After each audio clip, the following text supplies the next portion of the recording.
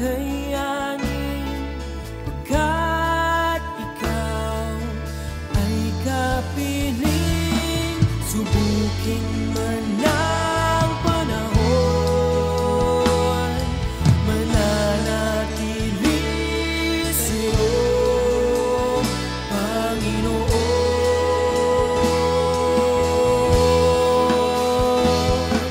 Walang alinlangang maglilingkod, walang pangambang sa'yo ay susunod, hindi susuko. Good morning po sa ating lahat. Magandang Monday morning po sa ating lahat. Muli tayo po ay narito sa ating pong gawaing ating morning devotion, ang tinig ng pag-asa. Ating pong morning devotion na kung saan tayo po ay nakakapakinig at nag-aaral ng salita ng Diyos. At po ang inyo pong lingkod, Pastor Gab ng J. Blue Alaminos, na sa umagang ito, ako po ang magiging tagapaghatid o tagapagdala ng mensahe ng Panginoon patungkol po sa ating pinag-aaralan sa buwan ng Enero, no? Ang patungkol po sa intimacy with God, no? Yung malalim na pakikipag-ugnayan natin sa Diyos. So sa umagang ito ay nais ng Panginoon na patuloy pa tayong lumago, no? Sa pagkaunawa sa Kanya. Ngunit bago yon, samahan niyo po po ako manalangin para po sa pagbubukas ng gawain natin. Dakilang Diyos, sa pangalan ni Jesus, Panginoon, sa umagang ito, Diyos, Ikaw ang patuloy naming itinataas. Ama, sa pagkakataong ito, Panginoon, gamitin mo po ang iyong lingkod na tagapagsalita mo lamang at ang iyong mga kapahayagan, Panginoon, ay patuloy kong maisalita. Natunay nga po, Diyos, sa lahat ng ito, Ikaw po ang aming pinararangalan. Salamat po, Lord, sapagkat sa umagang ito, Panginoon, ay Ikaw ay patuloy na magkakaloob na naman, Panginoon, ng mga bagong revelation, mga bagong pagpapalang espiritual na nanggagaling sa iyo. Salamat po, Panginoon, pinagkakatiwala ko po sa iyong lahat. Pinupuri ka namin, dinadakila sa pangalan ni Jesus. Amen and amen. Praise the Lord. No? Magandang umaga po sa ating lahat, sa mga nakatunghay po sa umagang ito. Lunes ng umaga, tayo po ay narito upang makinig, mag-aral ng salita ng Diyos. No? Muli ako ito po inyong lingkod, Gabriel Cosanda. Pastor Gab po, kung tawagin, no, ng J. Blue Alaminos. No, maraming salamat po sa aking mga co-pastor sa buong J. Blue family, mga J. Blue pastor. Good morning from Mindoro, Cavite, Parañaque, and of course dito po sa Alaminos, Pangasinan, at sa mga dako pa na bubuksan ng Panginoon sa ating gawain. No? Kaya mahalaga po na maunawaan natin, mga kapatid, mga magulang, no, na ang paglilingkod po natin sa Panginoon ay nararapat lamang na meron tayong malalim na pakikipag-ugnayan sa ating Panginoon. No, yung tinatawag na intimate relation with God. No, kaya nga po ang title natin ngayon, buong buwan na ito ay Intimacy with God. No, kailangan po naroroon tayo na malalim o yung pakikipag-ugnayan mo sa Diyos naroroon kahit na ano pa ang pinagdaraanan mo, ano pa ang sitwasyon mo sa buhay, ikaw ay naroroon sa pakikipag-ugnayan mo sa Panginoon. Okay? So umagang ito, tunghayan po natin ang sinasabi po ng aklat ng Juan, Kapitulo 6, mga talatang 44, o John chapter 6, verse 44. Isang verse lang po ito. No? Sabi dito sa Tagalog, walang makakalapit sa akin, malibang dalhin siya ng amang nagsugo sa akin. At ang lalapit sa akin ay muli kong bubuhayin sa huling araw. No? Wala daw, no one. No, wala makalalapit sa kanya kung hindi dadali ng Ama.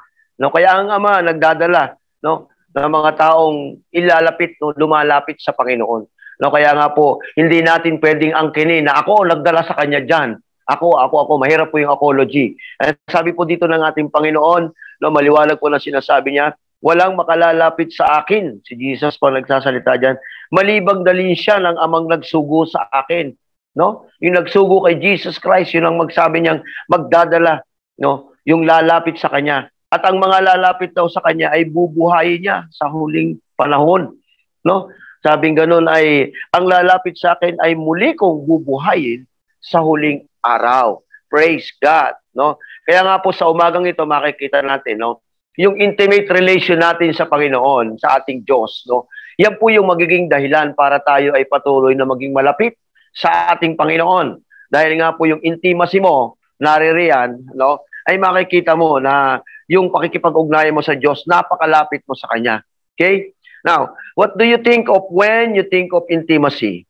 When you feel an intimate connection with someone you feel. No? Ano ba naiisip mo kapag sinasabing intimacy? Yung lalim ng pakikipag-ugnayan mo. When you feel an intimate connection with someone, you feel meron kang connection, di ba? Pagka meron kang malalim na pakikipag-ugnayan sa kanya, o malalim na pagkakakilala sa kanya, no, sa isang tao po, sinasabi ko po dito, ay naroroon na meron kang connection, no? Nalalaman mo siya at meron kang magandang pakiramdam sa tao. Sa tao pa po ito, sa good feeling. Tapos pagkakasama mo siya dahil meron kang intimate relation, naroroon yung comfort. Naroroon ang comfort mo, no? Kasi nga nandoon yung intimacy mo no? Nandoon yung intimate relation yun yung dalawa. Kaya usually, no, we feel this kind of intimacy with the significant other our partners. So ito po yung nangyayari diyan, no? Now, our parents, yan po yung nangyayari po yun sa ating mga magulang, sa ating mga malalapit na kaibigan, ng close friends natin, and sometimes sa ating mga children. Siyempre naman, no? But it is impossible to have this kind of feeling, no? Mahirap magkaroon ng ganitong klaseng pakiramdam kung wala ang pagsama ng Diyos. Okay? No? Wala pagsama ang Diyos. Kaya nga po, sabing ganon, God desire intimacy with us. Tandaan nyo po, ang ating Diyos ay nagnanais din na magkaroon ng ganap o malalim na pakikipag-ugnayan sa atin ng ating Panginoon. Kasi yun po ang gusto ng Diyos no? Sabing ganon, our God desires intimacy with us throughout the Bible. No? Meron. No? Intimacy with us, encourage, guide us with a desire to draw to Him. Yun ang gusto ng Panginoon na tayo'y mapalapit sa Kanya. Kaya nga, pagpabangkitin yun dito, yung pinag-aaralan natin kaninang Bible verse, yung ating pong foundation, ang sabi po dito ay maliwanag na sinabi na ang makalalapit sa Kanya ay yung mga dadalhin ng Ama sa Kanya. At ang mga nalapit sa Kanya ay bubuhayin niya sa mga huling araw. No? Yun ang gusto ng Panginoon na tayo'y mapalapit sa Kanya. Even in the days of Adam and Eve, no, sa panahon po ni Adam o ni Eva at saka ni Adan, fellowship with God daily before the fall, no, iyan yung ginagawa nila noon. Araw-araw nakakasama nila ng Panginoon. They having fellowship with God. At yun ang ginagawa nila. No? Parang daily lifestyle na nila na nakikita nila ang Panginoon, nakakausap nila ang Diyos sa Garden of Eden. Ano? Moses spent significant time with God. Si Moses, talagang nag-uukol siya ng oras para mas lalo niyang maunawaan ang Diyos na tumawag sa kanya upang gamitin sa pagpapalaya ng buong Israel. Moses have a time with God in the tent meeting where the Lord spoke to Moses face to face as a man speak to his friend.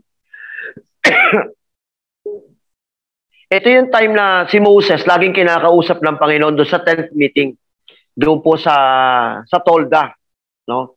Exodus chapter 33 verse 11. Yan po yung time na kinausap ng Panginoon si Moses. And God spoke to Moses that time kung ano yung mga nais ng Panginoon, face to face. Harapan po nakikipag-usap ang Panginoon. Just because Moses having a heart na mas lumalim pa siya sa Panginoon. Makita niya, makunawaan niya pa ang Panginoon. Having intimate relation with God.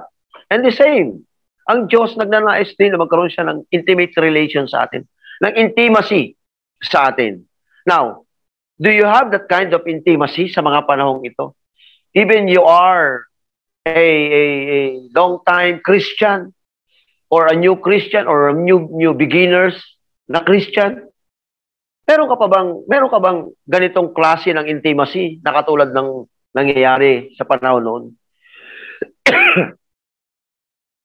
If you're not experiencing deeper intimacy with God, this is where you start. Ito yung tamang oras. Ito yung pamamaraan na para kayo mag-umpisa. If you have, kung meron man, but lost it, no? Kung nawala man ulit, no? Kasi dahil nga medyo nanlalamig, no? This then is your starting point. Ito pong panahon na to, itong umaga na ito, kung maririnig mo to kapatid, kung dumadanas ka man ng bagay na sinasabi ko nawawala yung intimate relation mo sa Panginoon, this is your starting point. The desire to know Him more increase as the relationship deeper. You want more, you need more. Yung po ang gusto ng Panginoon. Jesus commands us to know Him more. Tinuruan tayo, inutusan tayo ng Panginoon na mas makilala pa natin siya, mas maunawaan pa natin siya. At ang mga awit o psalmist put it this way, na sabi niya gano'n, my soul followeth hard after thee. Thy right hand uphold me. Psalm 63 verse 8.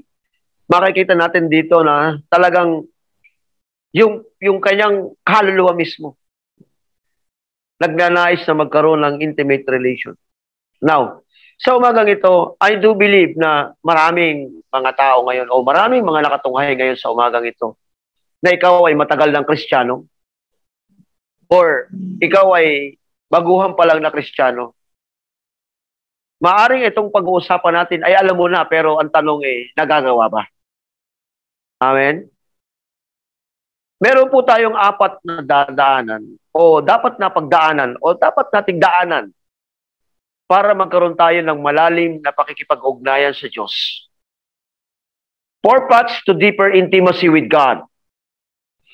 Yung mas malalim pa na pakikipag-ugnayan natin sa Panginoon. Number 1, know God by studying His Word. Know God by studying His Word. Alamin mo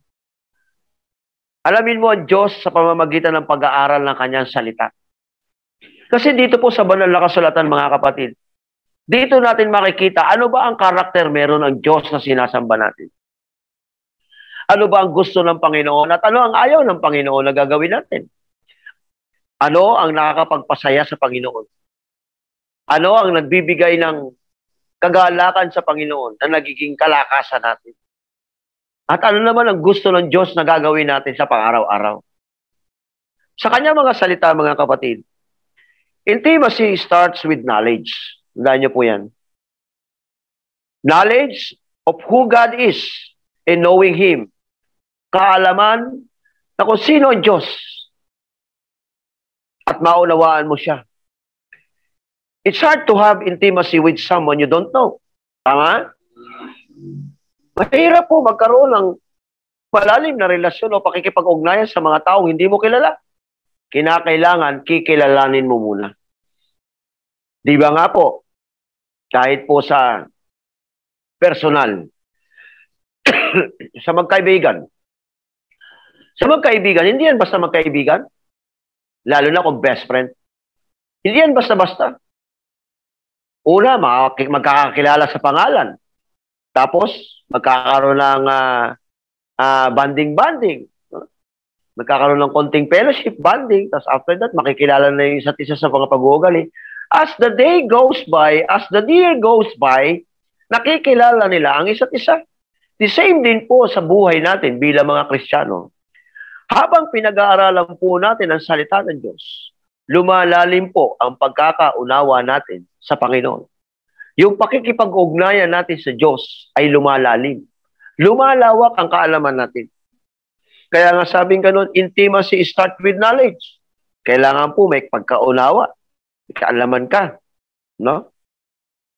Without knowledge, no, of each other, we cannot have intimacy. Intimacy will not grow pag wala pong knowledge. Walang pagkaalam, walang pagkaunawa. Hindi lalago ang intimacy. Kaya nga po, kahit na sabihin mong mahal mo ang Diyos, kung hindi mo naman binabasa ang kanyang salita, hindi mo mapapatunayan kung gaano mo siya kamahal. Why? Hindi mo alam kung paano gagawin mo para mapatunayan mo sa Diyos kung gaano mo siya kamahal. Tama po ba? So ito po yung nais ng Panginoon. If you feel, no, if you are not Christian, no, Step 0 is to make Him Lord of your life. Magpumpisa ka sa wala at gawin mong Diyos si Kristo sa buhay mo. This morning, kung meron po nakakapanood dyan na hindi ka pa nagsuko ng buhay sa Panginoon, makinig kang maigi, kapatid. Kasi ito po yung sinasabi ng Panginoon. Para tayo ay makapag-umpisa. Sabi nga po doon,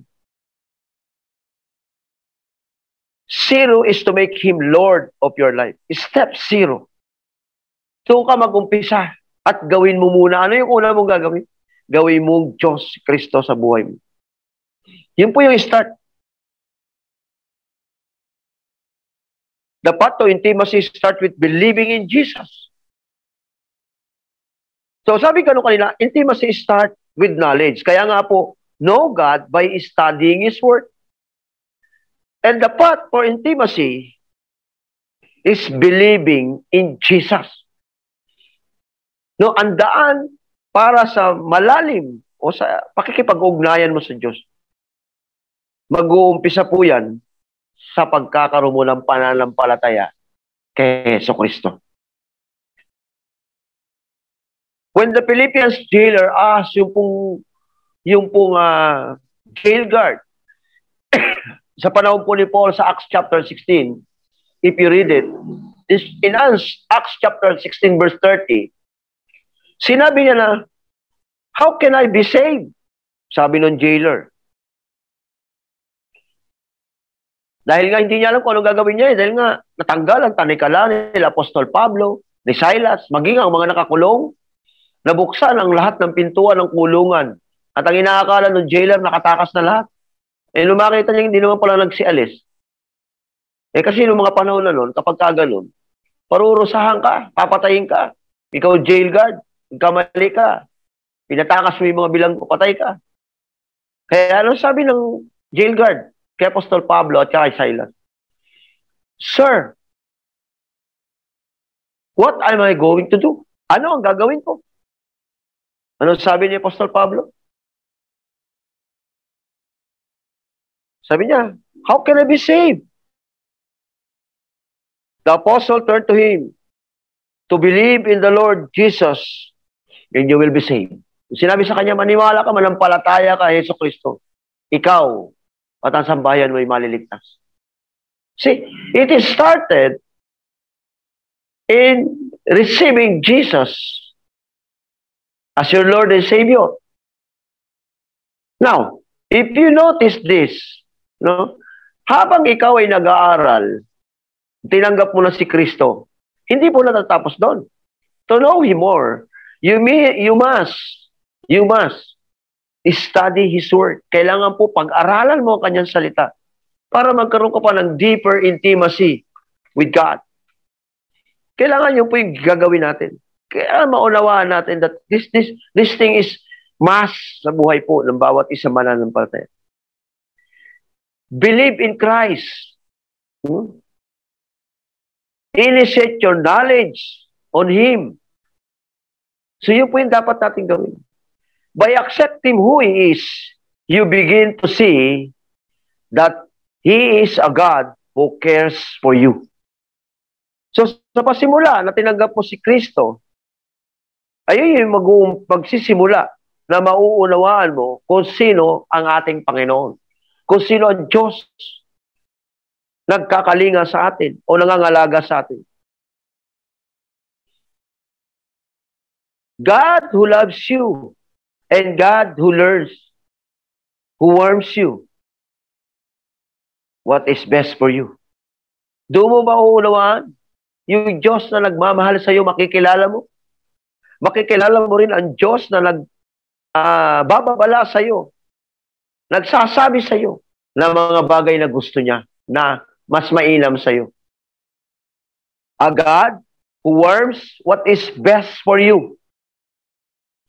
No?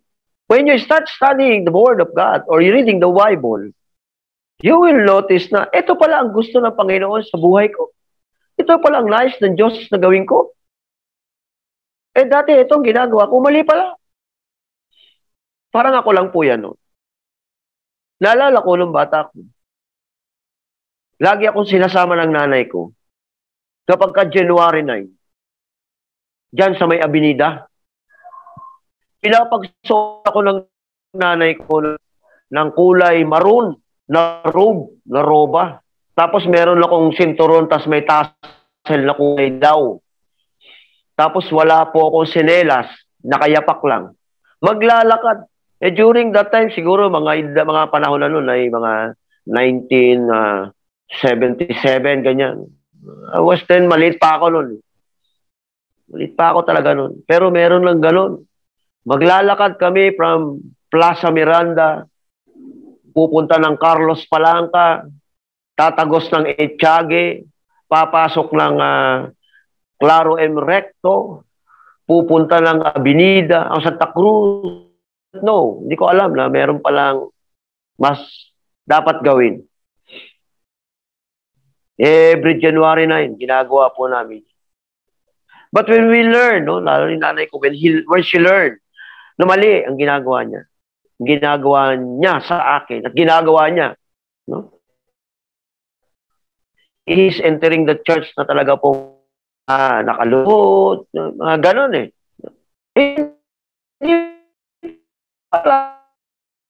Tayo mag-participation. Only we have to do, siyempre nga po, we have to accept Jesus, no? By accepting who He is, you begin to see that He is a good God who cares for you, God who loves you, and God who warns you what is best for you. You know this by the simple change in your life. Malalaman mo sa mga paunti-unting pagbabago sa buhay mo. Kung gaano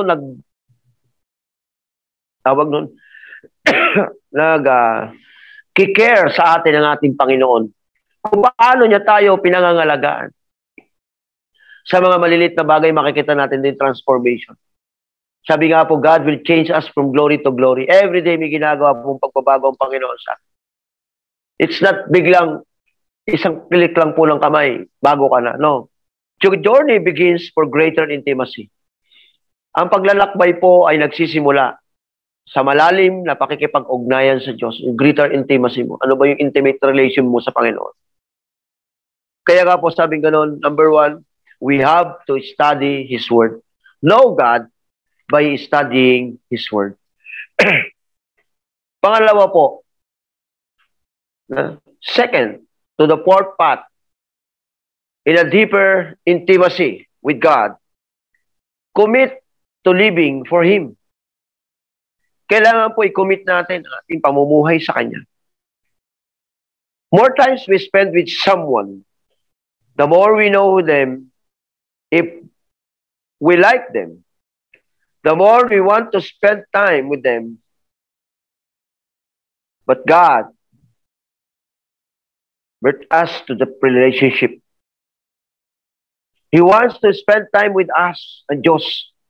Gusto ng Panginoon, siya mismo mag-alay ng oras sa atin.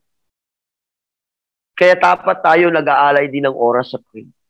Church, yung living natin sa Panginoon, how we are living right now as a Christian. Are we still there na kapag bumangon tayo, are we having a simple way of praising God, worshiping God, or having a prayer? No. Sabi nga po, importante may panalangin ka. Maiksi man yan, mahaba. Ang importante, may panalangin ka. Pero siyempre, the more na umahaba ang panalangin mo, umahaba rin ang pakikipag-usap mo sa Diyos. The more we know them, is the more we spend on Him. Habang tayo ay habang nauunawaan natin siya, ay doon din yung panahon na tayo ay nakakapaglaan ng oras sa Kanya. The more we want to spend time with them, ay doon natin siya nauunawaan. He wants to spend time with us. He wants our time and attention. Gusto ng Diyos, yung oras natin, yung attention natin, nasa Kanya. Kaya nga po sabi ng Bible, sa aklat po ng Hebrews chapter 12 verse 2, look unto Jesus. Sabi ng letter A, Look unto Jesus. Kay Hesus Kristo lang tayo tumingin. Yung living natin, pamumuhay natin, ipagkatiwala natin sa Kanya. Sa Kanya lang. Huwag natin ipagkatiwala kung kani-kanino. Why? Letter B. Because He is the author and the finisher of our faith. Amen po ba? No? Yun po yung dapat natin makita rito. Na gusto ng Diyos yung oras at ang ating atensyon ay nasa Kanya lamang.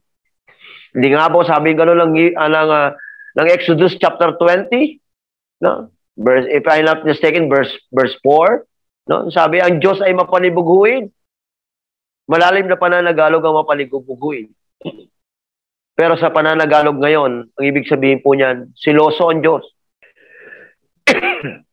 Ayaw niya na meron tayong mas mataas pa na tinitingnan kaysa sa Kanya.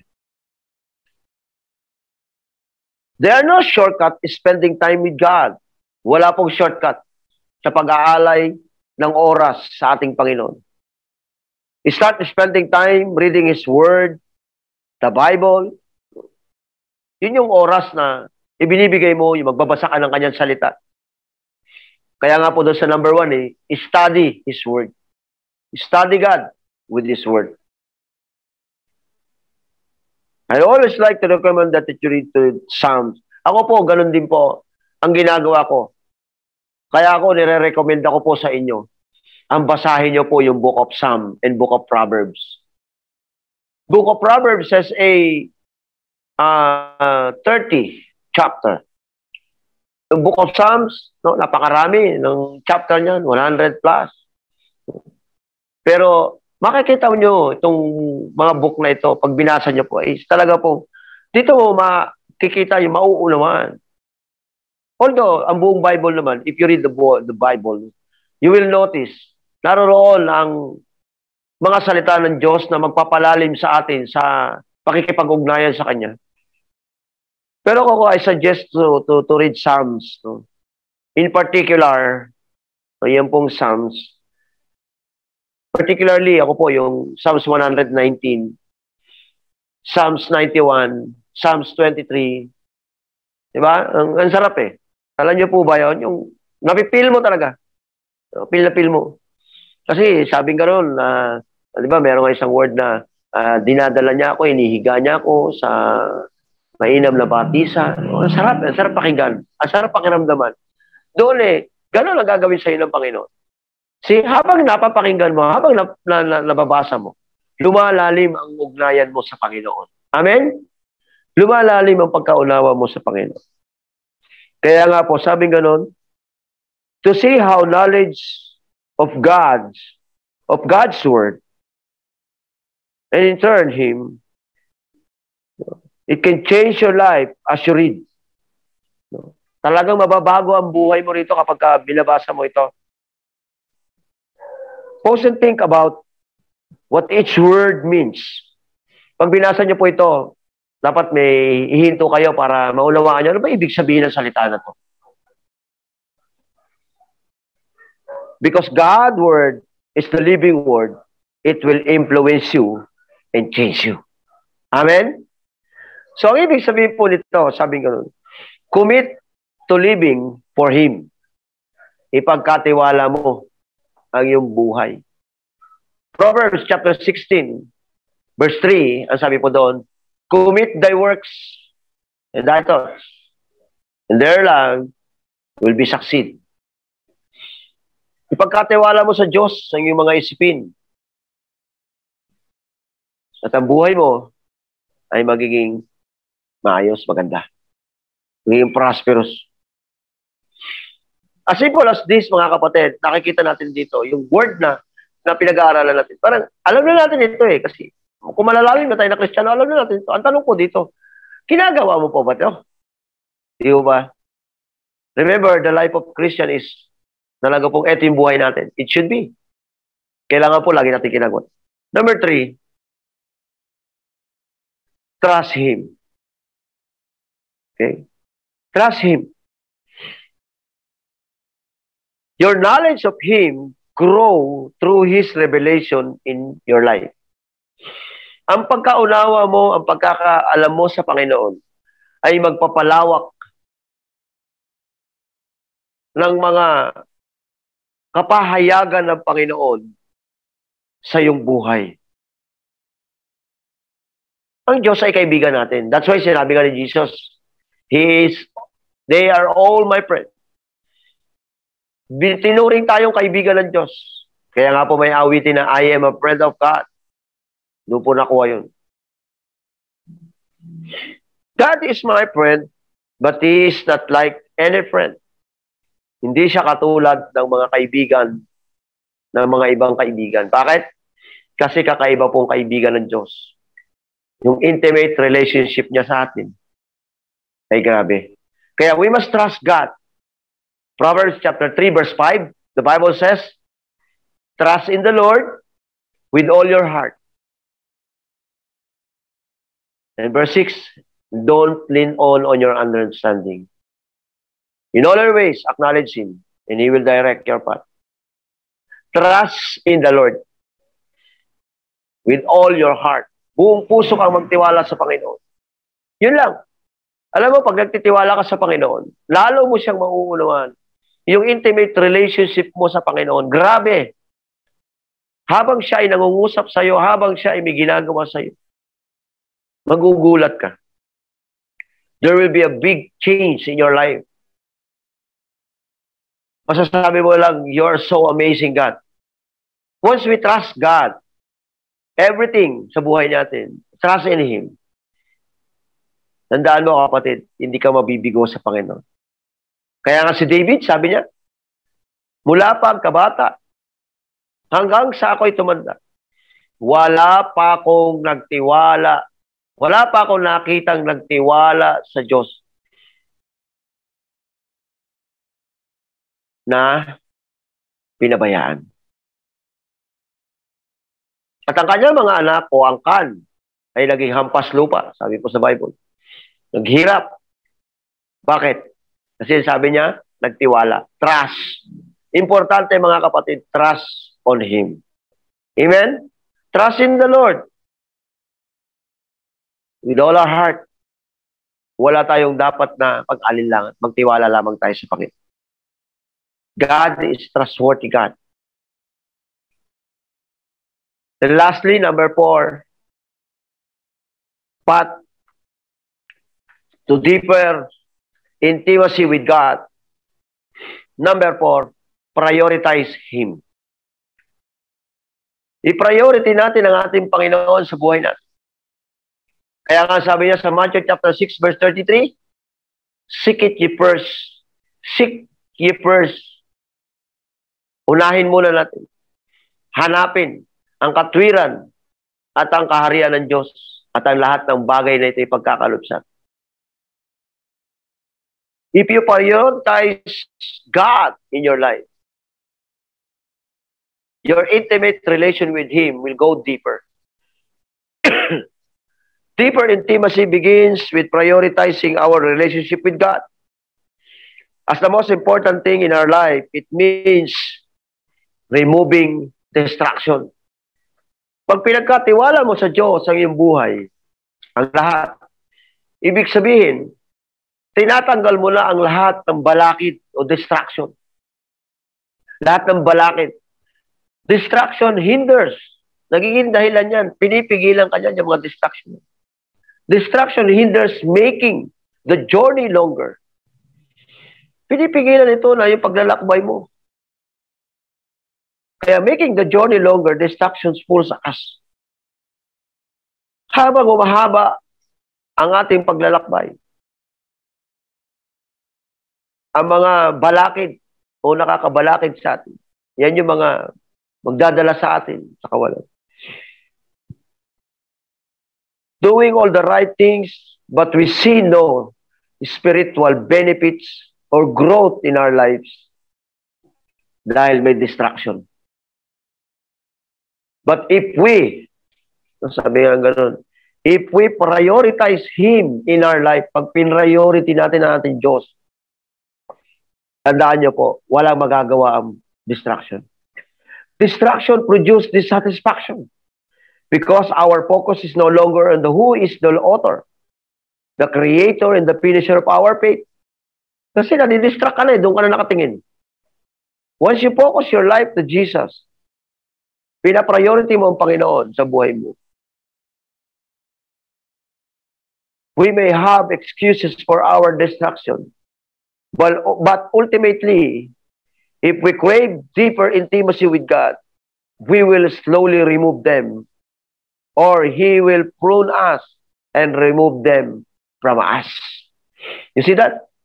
Kung talaga pong lalalim ka sa Panginoon at magpo-focus ka sa Diyos, isisik mo ang presence ng Panginoon sa buhay mo.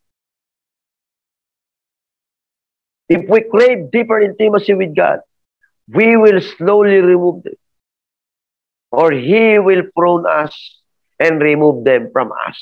Hallelujah. Siya na mismo gagawa ng paraan. Tatanggalin niya yan. Ang importante lang, i-prioritize natin ang Diyos sa buhay natin. Amen? Church, mga magulang, mga kapatid, ang nais ng Panginoon sa ating buhay, magkaroon tayo ng intimate relation with God. Merong isang libro na sinulat si Joy Dawson na ang title niya ay Intimate Relationship with God.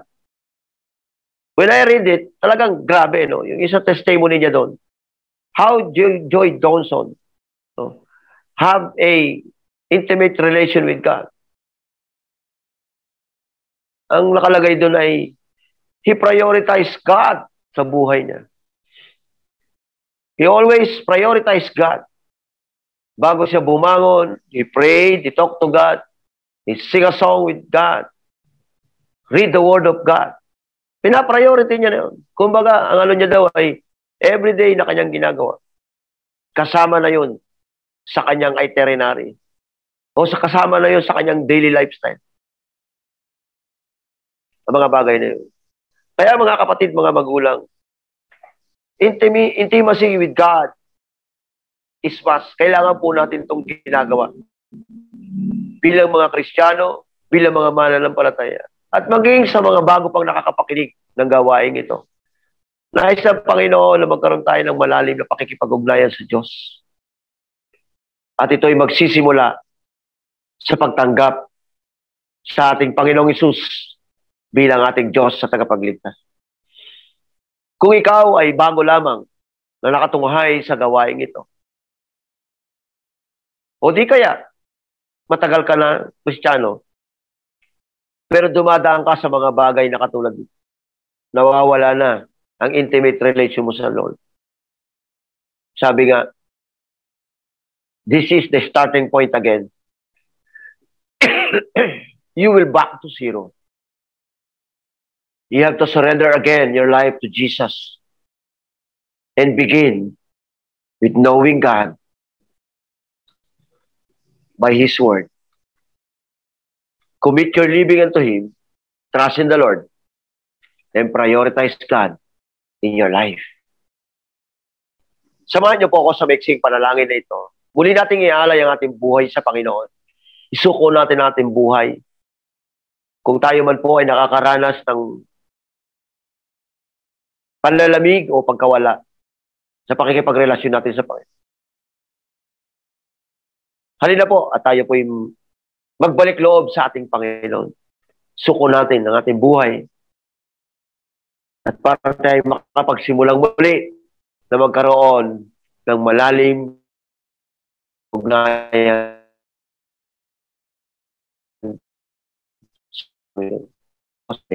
Dakang Diyos, narito po kami, Panginoon. Muli nag-aalay ng aming buhay sa iyo lamang.